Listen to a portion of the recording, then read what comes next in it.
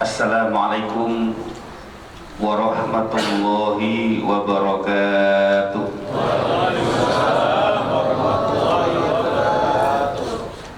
Bismillahi alhamdulillah wassalatu wassalamu ala rasulillah wa ala alihi wa sahbihi wa mawala wa la hawla wa la quwwata illa billah. Asyhadu an la ilaha illallah wahdahu la syarika lah wa asyhadu anna Muhammadan abduhu wa rasuluhu la nabiyya ba'dah. Allahumma fassalli wa sallim ala khatabil anbiya'i wal mursalin wa ala alihi wa sahbihi ajma'in, amma ba'du. Yang saya hormati segenap hadirin hadirat rahimakumullah, Bapak Ibu sekalian yang insya Allah mudah-mudahan dimuliakan Allah Subhanahu wa Ta'ala dari kemuliaan dunia hingga akhirat insya Allah. Bapak pengurus TKM Masjid Al-Falah, para remaja yang hadir, mudah-mudahan di pemuda yang saleh insya Allah. Wabil khusus para ustaz, para guru yang hadir pada kesempatan pagi hari ini. Bil khusus guru kita yang baru saja menyampaikan tausiahnya kepada kita semua, Ustaz Dr. Haji Nahrawi, mudah-mudahan beliau sehat walafiat dan barakah mulia hidupnya dunia hingga akhirat. Bapak Ibu sekalian rahimakumullah, kenapa kita memperingati Maulid Nabi Muhammad SAW? Bukankah secara langsung Nabi tidak pernah mengadakan, Nabi tidak pernah membaca maulidnya, kan gitu katanya. Jadi ada beberapa dalil kenapa kita memperingati Maulid Nabi Muhammad SAW. Jadi tidak semua sesuatu yang tidak dikerjakan Nabi itu terlarang. Tidak semua perbuatan yang belum pernah dikerjakan Nabi itu terlarang. Bisa terlarang, bisa makruh, bisa sunnah, bahkan bisa wajib. Nabi nggak ngerjain, tapi wajib. Contoh, pemberian titik pada mushaf Al-Quran, harokatnya sekaligus pada mushaf Al-Quran. Di Bapak Ibu, Al-Quran pada masa Nabi tidak ada titiknya, tidak ada harokatnya. Ketika Nabi masih hidup, sahabat masih hidup, belum ada titiknya. Yang pertama kali memberikan titik adalah Yahya bin Ya'mur atau Abul Aswad Ad-Du'ali pada tahun 140 Hijriah. Kita bayangkan kalau Al-Quran hari ini tanpa titik, tanpa harokat, Pak. Nah, karena sering terjadi salah baca, ketika baca Al-Quran salah berarti bisa berdosa. Untuk menghindarkan dosa itu, para ulama memberikan titik-titik pada huruf-huruf Al-Quran. Tidak ada bedanya antara ba, ta, sa, nun, semuanya sama. Tidak ada bedanya antara qaf dan kaf. Tidak ada bedanya antara jim, ha, kha, dal, zal, ra, zai, sin, shin, sad, dad, ta, ra, ain, ghin. Tidak ada bedanya. Kita bayangkan Al-Quran tanpa titik. Maka wajib ada. Untuk apa? Untuk menghindarkan salah baca. Contoh yang kedua, contohnya sedikit saja Pak ya. Yang kedua, adanya itu sunnah hukumnya. Nabi tidak mengerjakan, Nabi tidak pernah mencontohkan, Al-Quran tidak pernah memerintahkan, bahkan sahabat pun tidak mencontohkan. Apa itu? Penulisan sallallahu alaihi wasallam setelah menulis nama Nabi. menulis Muhammad SAW atau Sallallahu Alaihi Wasallam itu tidak pernah dicontohkan Nabi dan para sahabat. Siapa yang memulai ini? Yaitu penulis hadis yang pertama, Al-Imam Az-Zuhri, tahun 142 Hijriah. Termasuk yang tidak pernah ada contohnya itu adalah pembagian hadis menjadi sahih, hasan, dhaif, maudhu. Kenapa? Di masa Nabi tidak ada, Nabi masih hidup. Di masa sahabat pun belum ada. Kenapa? Para sahabat jujur. Tetapi ketika masa selanjutnya banyak hadis palsu, banyak pemalsu hadis. Maka untuk memilah-milih, menyeleksi apakah betul ini hadis Nabi atau tidak, maka para ulama mengadakan pembagian ini hadis sahih, hadis hasan, dhaif, maudhu dengan persyaratan masing-masing. Gitu Pak. Nah, jadi contoh ada yang sunnah, ada yang wajib. Kenapa? Membaca sholawat adalah sunnah di luar sholat. Kan begitu perintah Al-Quran, surah Al-Ahzab 56. Inna Allaha wa malaikatahu yusalluna 'alan nabi ya ayyuhalladzina amanu sallu 'alaihi wa sallimu taslima. Nah, ini dalam rangka mengamalkan ini termasuk mengamalkan Sahih Muslim nomor hadis 704. Man shalla alaihi salatan wahidatan sallallahu alaihi asyran. Agar orang yang ketika menyebut nama Nabi Muhammad membaca sholawat, maka Al-Imam Az-Zuhri, penulis hadis pertama, memberikan kata-kata sallallahu alaihi wasallam setelah menulis nama Nabi Muhammad sallallahu alaihi wasallam gitu. Nah, ini tidak pernah dicontohkan Nabi, tapi bisa wajib, bisa sunnah, bisa mubah. Dan tidak semua perbuatan Nabi itu Bapak Ibu sekalian wajib kita contoh. Gak semua. Dalam ilmu hadis ada mata kuliah yang berjudul Thariqatu Fahmil Hadis. Di program magister dan doktor itu ada program, ada mata kuliah Thariqatu Fahmil Hadis, metode memahami hadis. Jadi tidak semua sunnah Nabi itu wajib kita contoh. Ada yang wajib, ada yang sunnah, ada yang mubah, bahkan ada yang haram kita contoh. Itu sunnah Nabi, Pak. Yang wajib, umpama mencontoh tata cara sholat Nabi, wajib mencontoh Nabi. Tata cara manasik haji, wajib mencontoh Nabi. Tata cara baca Al-Quran, wajib mencontoh Nabi, wajib. Yang kedua mencontoh Nabi sunnah. Contoh tahajud, Nabi setiap malam tahajud, kita contoh sunnah. Tidak tahajud, tidak berdosa, hanya tidak mendapatkan pahala. Pak Taufik, saya setiap malam tahajud. Oke, bagus, saya kejar. Mencontoh persis tidak? Kenapa? Karena Nabi sallallahu alaihi wasallam tahajjada wa huwa yaqra khamsat ajza.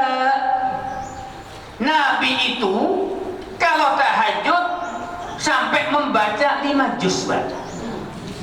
Kira-kira kita berapa juz? Katanya bikin nyontok Nabi persis. Oh, berat. Paling yang bisa di sini yang hafal Quran. Gitu. Siti Aisyah saja, istri Nabi, tidak mampu mencontoh tahajud Nabi.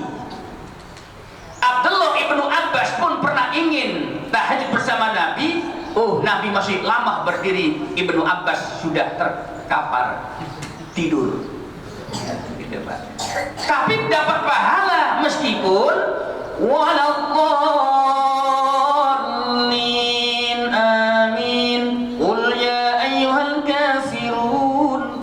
waladdallin, qul huwallahu ahad. Boleh dapat pahala. Cuman meskipun nggak mencontoh Nabi, ya berpahala sunnah. Hanya tidak seperti Nabi persis, boleh. Yang kedua, yang ketiga, mencontoh Nabi mubah, boleh mencontoh, boleh tidak. Contoh, Nabi tidur tidak pakai spring bed. Nabi tidur pakai tikar pelepah kurma. Coba, saya yakin orang pondok kelapa tak satu pun yang dapat mencontoh sunnah Nabi ini. Bahkan Nabi punya rumah 9. 9-9-nya itu tanpa WC. Di dalam kitab Sunan Al-Kubra lil Baihaqi dan At-Tirmidzi dijelaskan bahwa lin nabi tis'u buyutin wa laysa lahum wa laysa laha al-mirhaq wa laysa laha al-mirhaq. 9 rumah Nabi itu Pak tanpa WC. Kita baca, oh ya, mari kita nyontoh Nabi mah. Kenapa Pak? Kita bikin rumah tanpa WC. Boleh saja. Kalimalang dekat. Gitu lah. Nah, kenapa Nabi punya rumah tanpa WC? Bukan hanya Nabi. Hampir semua sahabat, orang Yahudi, Nasrani, Majusi saat itu punya rumah tanpa WC, Pak. Di mana mereka buang hajat? Di hamparan pasir. Ada legokan begini, legokan. Bahasa Cikun legokan, sini apa? Legokan. Bukan jaban, legokan. Gurun pasir, ada legokan begini. Ya, sini ngomong begini. Tapi ingat, tradisi Arab saat itu meskipun kita anggap jahiliyah, tidak ada budaya intip pengintip. Ketika orang tahu bahwa itu lubang milik keluarga Abu Bakar, orang lain tidak bakal melihat, tidak mungkin mereka melihat. Gitu. Jangan dipikir jahiliyah itu artinya betul-betul bunda. Nah, yang keempat, nyontoh Nabi ngawur. Kalau nggak tepat, contoh dalam kitab hadis Babul Akli, Sahih Bukhari, Ali bin Abbas radhiyallahu anhu qala, kana Nabi sallallahu alaihi wasallam akala bi thalathati sab'in, bahwa Nabi makan dengan 3 jari, betul. Tapi orang Surabaya, Pasuruan, Jawa Timur makan rawon nyunah, makan rawon 3 jari, dok. Kelojotan, Pak. Kenapa rawon itu harus dimakan panas? Kalau ada rawon dimakan dingin, itu rawon bid'ah. Ya, rawon bid'ah. Rawonnya saja sudah bid'ah. Kenapa? Di masa Nabi tidak ada. Nah, kenapa Nabi makan dengan 3 jari? Oh, Nabi makan kurma, bisa. Makan roti, bisa. Lah kalau makan bubur. Nah, ini yang saya katakan bahwa mencontoh Nabi itu boleh, tapi kalau tidak tepat, ngawur. Yang kelima, mencontoh Nabi malah haram. Ketika Nabi pernah punya istri 9-9-nya hidup semua. Ustaz Haji Nahrawi nggak boleh, haram. Taufik haram, semuanya haram, gitu, Pak. Karena ada di Kabupaten Bekasi seorang ustaz nikah sampai 8, terus pingin nyunah 9 katanya. Akhirnya diusir oleh MUI Kabupaten Bekasi, sekarang pindah ke Karawang. Itu namanya sunnah al-ngawuriyah. Ngawur. Baik. Pertanyaannya, kenapa kita maulid Nabi Muhammad SAW? Yang pertama yaitu izharul farah, sebagai ungkapan gembira kita bin Nabi Shallallahu Alaihi Wasallam, ungkapan gembira kita terhadap Rasulullah Shallallahu Alaihi Wasallam, mengungkapkan gembira, senang atas lahirnya Rasulullah, atas Rasulullah itu diperintahkan dalam Al-Quran surah Yunus ayat 58. Mohon dibuka nanti. Qul bi fadlillahi wa bi rahmatihi, qul bi fadlillahi wa bi rahmatihi fa bidzalika falyafrahu. Katakan bi fadlillahi, dengan fadilah Allah, karunia Allah, wa bi rahmatihi, dan dengan rahmat Allah, fa bidzalika falyafrahu, hendaklah orang-orang yang beriman falyafrahu, bergembira. Bergembira dengan apa? Fadilah dan rahmat Allah. Saya tanya Bapak Ibu, Rasulullah itu rahmat atau tidak? Rahmat, yakin. Siapa yang bilang? Allah dalam surah Al-Anbiya 107 bahwa Rasul itu rahmat. Al-Anbiya 107 Allah berfirman, wa ma arsalnaka illa rahmatan lil alamin, bahwa Rasul rahmat.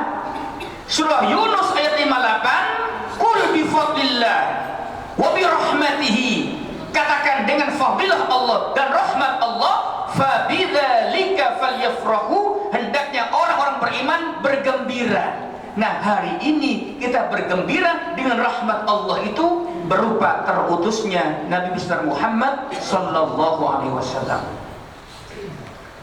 Ini ungkapan gembira. Yang pertama dalilnya Yunus ayat 58 dikaitkan dengan Al-Anbiya 107. Yang kedua, di dalam kitab Sahih Bukhari nomor hadis 5101,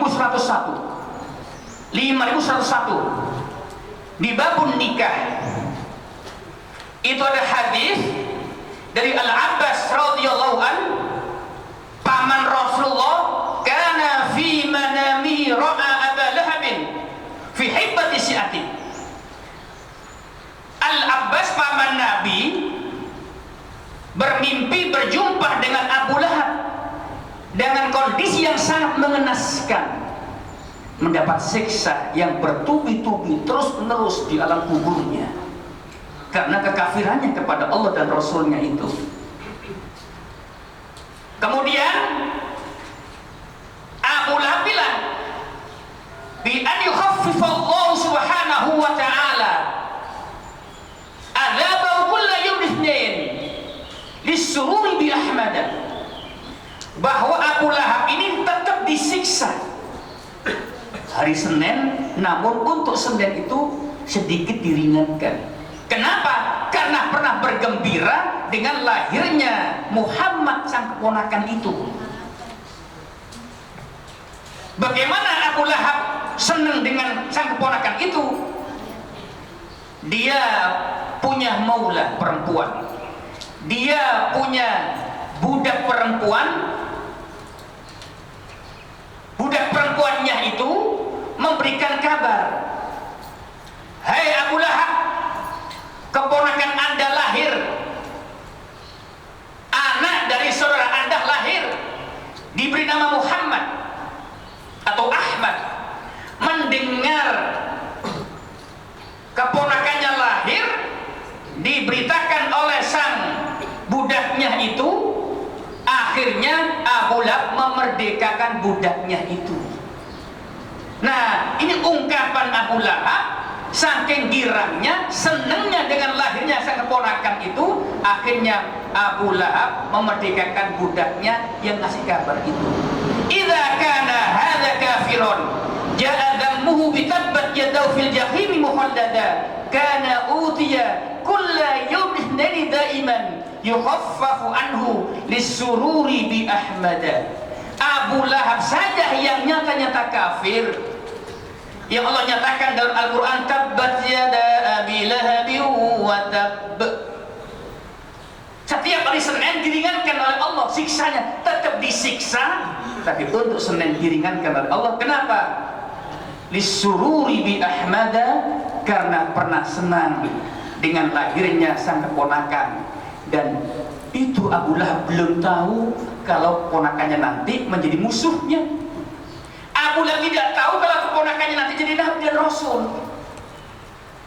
Nah, ini nanti dapat kita akses dalam kitab Fathul Bari di hadis nomor 5101. Nah, ini dalil yang pertama. Yang kedua, kenapa kita memperingati Maulid Nabi Muhammad SAW? Yang kedua, ketika Rasulullah ditanya oleh sahabat, kenapa beliau puasa di Senin? Dalam kitab Sahih Muslim nomor hadis 1162, An Anas bin Malik radhiyallahu anhu qala, su'ilan Nabi sallallahu alaihi wasallam an shaumi yaum al-itsnain faqala sumtu yauma ulidtu wa unzila alayya. Ya Rasul, kenapa Anda berpuasa setiap hari Senin? Beliau menjawab, saya berpuasa pada hari aku dilahirkan, dan hari itu pula aku diberi wahyu oleh Allah Subhanahu wa ta'ala, bahwa Rasulullah mensyukuri nikmat lahirnya itu dengan berpuasa setiap hari Senin. Yang ketiga, yaitu bahwa Rasulullah sendiri sangat memperhatikan kejadian-kejadian yang terdahulu, seperti yang terekam dalam kitab Sahih Bukhari nomor hadis 2004 Sahih Bukhari, kana al-yahudu yasumu yaum Asyura, bahwa orang-orang Madinah yang beragama Yahudi berpuasa pada hari Asyura. Fama baluhum, Nabi bertanya, ada apa dengan mereka?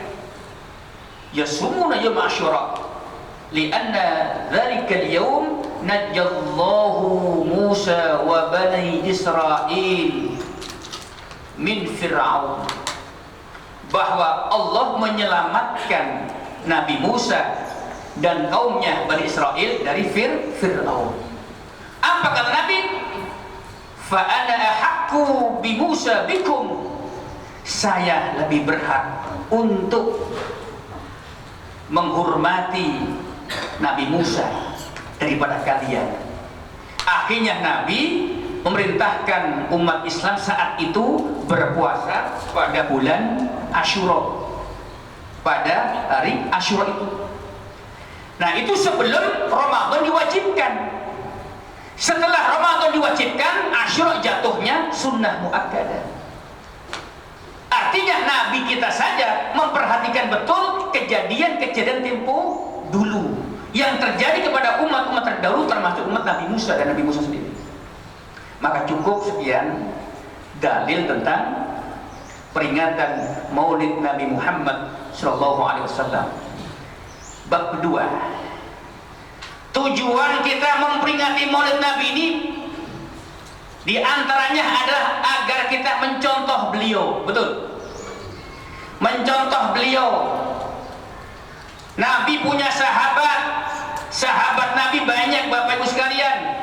Ada yang miskin, ada yang kaya, rakyat biasa sampai pejabat negara. Tapi sahabat Nabi yang miskin, yang kaya, rakyat biasa, pejabat negara masuk surga karena mencontoh Nabi. Kira-kira kita pingin yang miskin masuk surga atau kaya masuk neraka? Kaya masuk surga. Pilihannya kan dua, Pak. Ya cerdas ya. Kaya masuk Surga. Contoh sahabat Utsman, lengkap Utsman ini, Pak, Bu. Sahabat Utsman ini contoh yang sangat lengkap. Kenapa? Ganteng orangnya. Ustaz Makro. Ganteng. Kedua kaya. Ketiga khalifah yang ketiga. Yang keempat menantu Nabi 2 kali. Hebat. Hebat kan? Di Utsman ini sudah kaya, khalifah ketiga, apalagi menantu Nabi, ganteng, lengkapan, udah ganteng, kaya, khalifah, menantu Rasulullah, masuk surga. Sahabat Nabi yang miskin seperti sahabat Bilal miskin, tapi orang miskin yang masuk surga termasuk Ummi Maktum.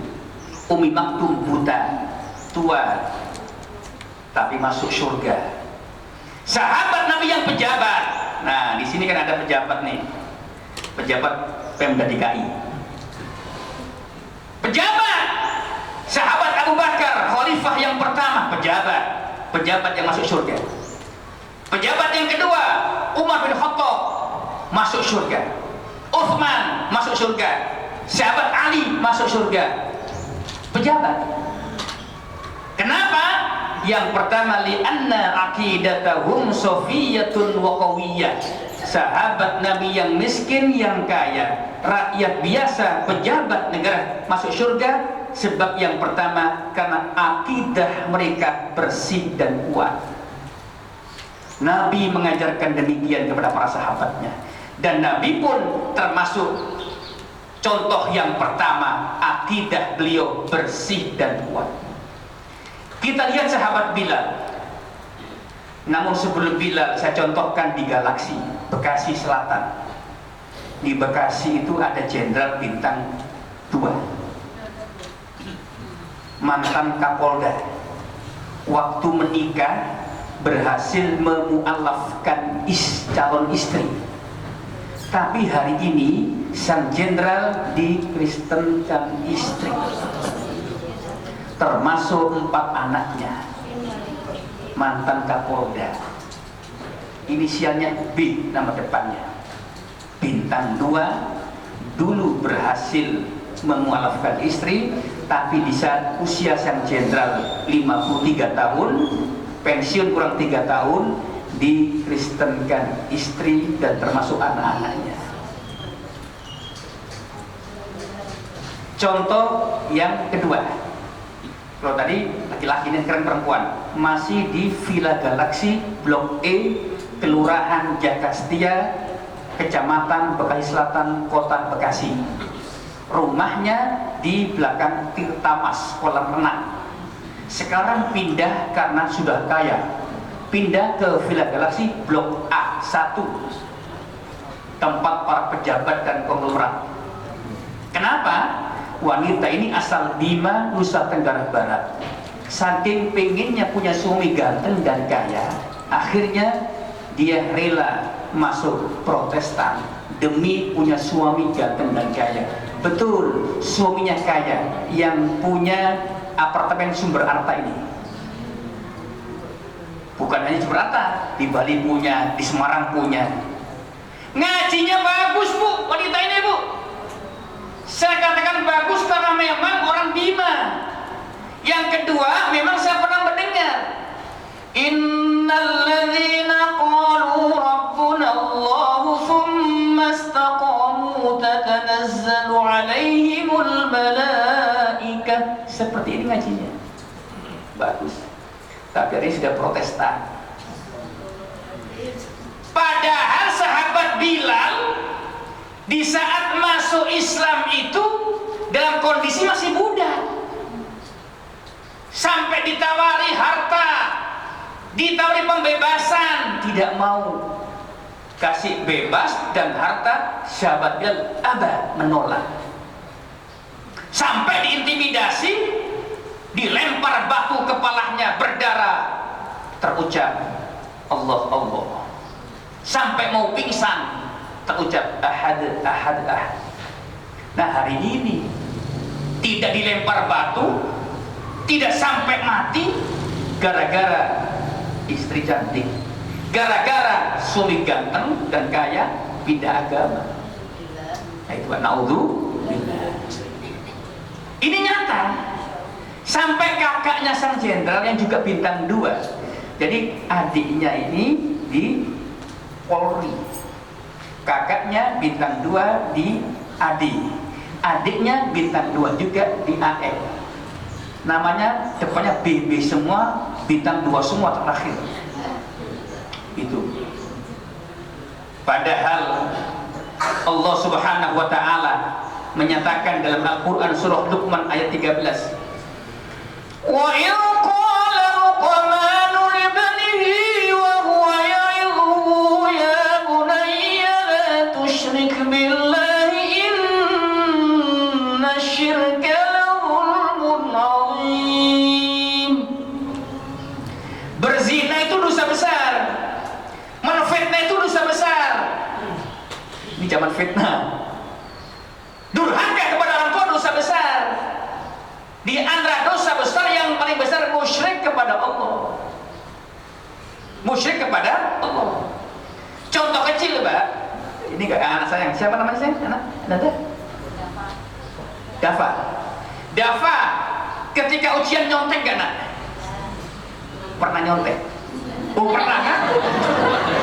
Jujur, Jarin, jujur. Jangan dilarang, Pak.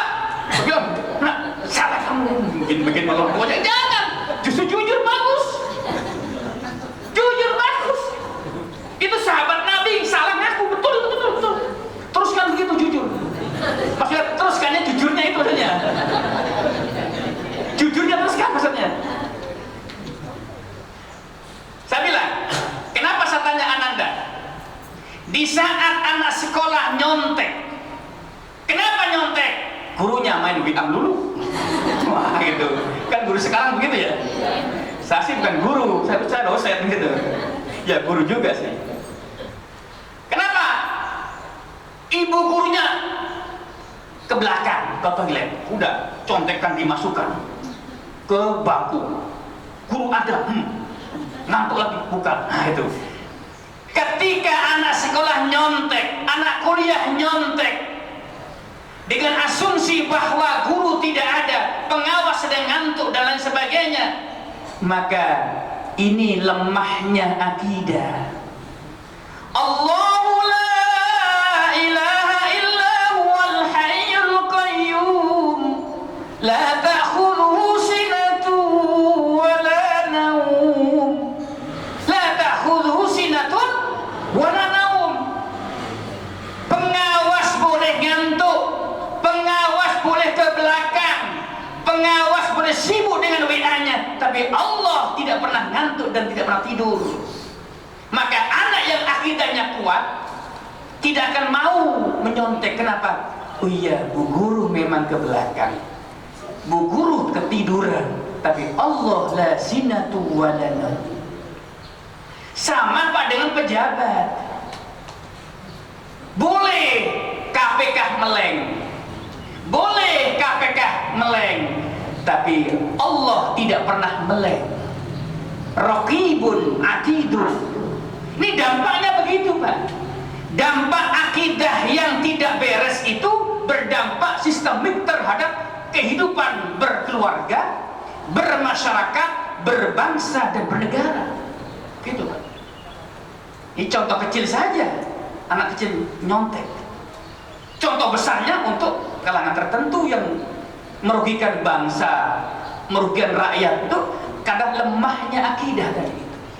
Maka mudah-mudahan yang pertama, akidah kita bersih dan kuat.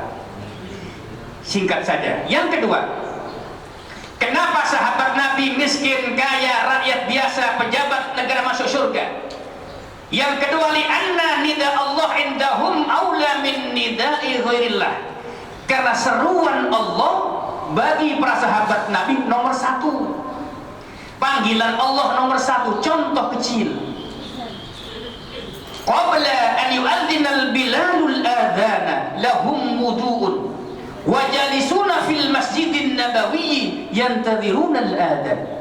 Sahabat Nabi yang miskin, yang kaya, rakyat biasa, pejabat negara, sebelum sahabat Bilal azan, mereka rata-rata sudah punya wudu, nunggu azan di Masjid Nabawi. Yang kaya Abdurrahman bin Auf, Uthman bin Affan, sebelum azan sudah punya wudu, nunggu azan di Masjid Nabawi.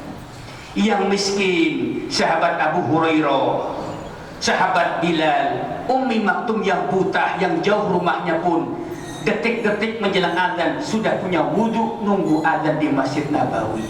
Sang pejabat Zaid bin Thabit, Abu Bakar, Umar, Utsman, Ali, Zubair bin Awam, pejabat yang tidak pernah telat berjamaah dengan Nabi.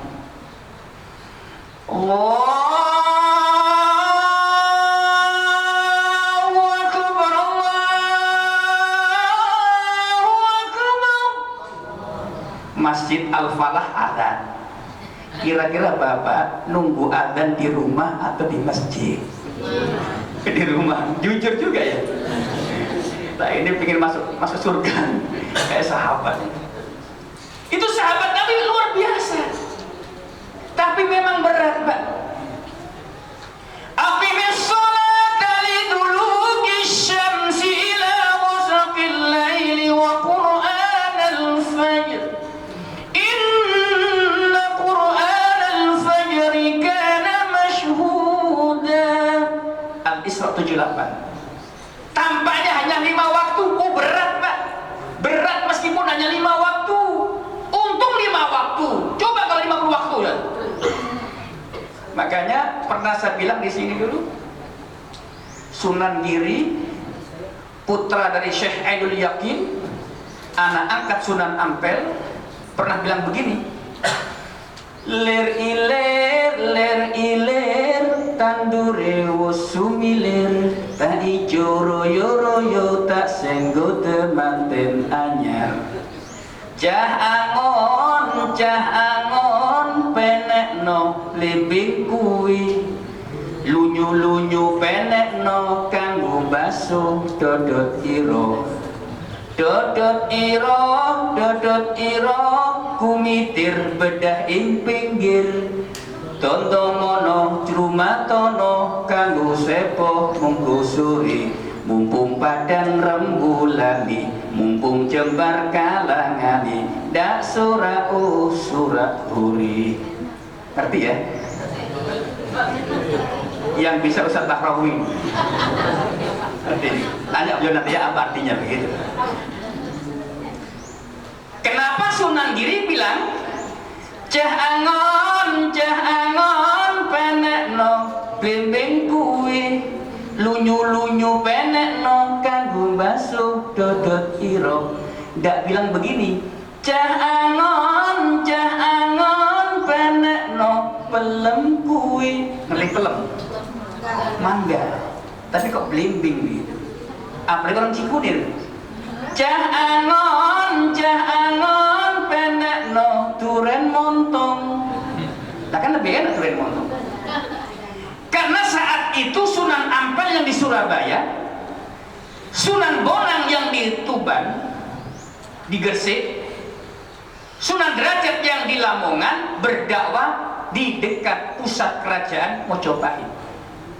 Mojopahit itu agama resminya Hindu dan Buddha, dua agama, Hindu dan Buddha. Meskipun masih banyak animisme, dinamisme. Ketika mereka berdakwah dengan pendekatan yang persuasif, Pak, tidak menampakkan dan memang tidak akan tampak radikal. Islam bukan radikal. Dakwah yang disampaikan seperti yang tercermin dalam surah Al-Anbiya 107. Wa ma arsalnaka illa rahmatan lil alamin. Dakwah yang santun. Nah, akhirnya orang-orang Hindu Buddha Mojopahit tertarik. Apa kata orang Hindu saat itu? Kanjeng Sunan Giri dalam menikot yang buatan gada. Kami orang miskin Sunan Giri. Waktu itu Sunan Giri ingin mengadakan pagelaran wayang kulit. Judulnya apa? Judulnya adalah menjelaskan tentang kehidupan Nabi dan para sahabatnya. Kemudian orang miskin bilang, tiket dipun nopo? Tiketnya apa? Karena saat itu Bapak sekalian, wayang kulit itu bisa dinikmati orang-orang kaya dan orang-orang keraton. Orang miskin sulit mendapatkan wayang itu. Akhirnya pendekatan yang persuasif itu kepada rakyat biasa, kata Sunan Giri, tiketipun maos syahadatain. Oh, mau sekaten toh. Biasa lidah Jawa, maaf ada orang Jawa, maaf. Syahadatain sekaten katanya. Akhirnya mereka dibimbing baca dua kalimat syahadat, asyhadu an la ilaha illallah wa asyhadu anna Muhammadur Rasulullah. Nyaksani ingsun ing satuhune ora ana pangeran kang den sembah kejaba Gusti Allah. Nyaksani ingsun ing satuhune Muhammad iku utusane Gusti Allah. Kan ucapan. Namun ucapan itu berakibat mereka masuk Islam. Akhirnya masuk Islam mereka. Setelah masuk Islam, disuruh masuk lawang Ghafuro. Ngerti lawang ya? Pintu. Ghafuro, pintu Allah dan yang Maha Ghafur, Maha Pengampun. Ternyata ini hadis Nabi. Au kama qala Nabi, man kana musyrikan wa yashhaduna an la ilaha illallah wa anna Muhammadar Rasulullah kawaladathu ummu. Siapa yang tadinya musyrik kepada Allah kemudian membaca dua kalimat syahadat, maka dosanya bersih seperti bayi yang baru lahir. Akhirnya jadi gapuro, kan gitu ya? Kata orang Sunda, gapura, gitu Pak ya. Setelah itu masuk pintu gapura, duduklah mereka, baru Sunan Giri bilang, cah angon penekno blimbing kuwi, lunyu penekno kanggo basuh dodot ira. Kenapa bukan mangga, bukan duren? Karena orang Hindu saat itu ketika mereka belum Islam, sembahyangnya 2 kali Pak, hingga hari ini. Hindu Mojopahit yang sekarang tinggal di Gunung Tengger, Probolinggo dan Lumajang itu sembahyangnya 2 kali, pagi dan petang. Masuk Islam blembeng. Blembeng itu insya Allah 5 pojok, 5 ruas, yakin. Sampai ada blembeng 6 ruas tuh blembeng bid'ah. Blembeng itu 5 ruas. Coba kalau nggak percaya nanti cari. Zuhur, asar, maghrib, isya, subuh, lunyu penekno, meskipun licin panjang, meskipun berat laksanakan. Oh berat Pak. Makanya dalam surah An-Nisa 142, bagaimana orang-orang munafik sholat. Wa ila qamu ila sholati qamu kusala. Orang-orang munafik ketika sholatnya males. Orang munafik berat. Allahu Akbar, Allahu Akbar. Kata istri kita, Pak, sudah azan. Baru juga azan, Pak. Allahu Akbar, Allahu Akbar. Asyhadu an la ilaha illallah. Pak, udah komat. Baru juga komat. Nah, itu Pak, berat. Nah, kanggo basuh dodot ira supaya dengan manjat blimbing itu meskipun berat, supaya orang yang sholat itu meskipun berat dosanya diampuni oleh Allah. Kanggo basuh dodot ira, dosa-dosa yang ada di badan kita diampuni oleh Allah. Itu maksudnya. Ternyata ini hadis Nabi Bapak sekalian. Di bagus sholat, kitab hadis Riyadhus Shalihin nanti lihat. Man ghada aw man tawadda fi baitihi thumma madha ila masjidin min masajidillah kanat khutwatuhu tamkhul khotoya wa ukhra tarfa'u darajatan. Siapa yang berwudu di rumahnya kemudian berangkat ke masjid, maka langkahnya itu langkah yang pertama, tamhul khotoya, menghapuskan dosa. Langkahnya. Maka mudah-mudahan Bapak Ibu yang sholat subuh berjamaah setiap hari, langkah yang pertama menghapuskan dosa. Wal ukhra tarfau darajat. Langkah yang kedua, meninggikan martabat kita, derajat kita di hadapan Allah Subhanahu wa taala kanggo sepuh mengko. Nah, itu maksudnya Pak. Ternyata ini hadis Nabi Pak yang disampaikan ilir-ilir itu. Hanya kadang-kadang anak yang suka baca lir ilir tandure wosumilir ta ijo royo royo tak senggo temanten anyar bocah angon penekno lebeng kuwi lunyu penekno kanggo basuh dodot ira kanggo basuh dodot ira umitir bedah ing pinggir tondo mono jumatono kanggo sepo mengko suri mumpung padan rembulani mumpung jembar kalangani dak surau surahuri salatullah salamullah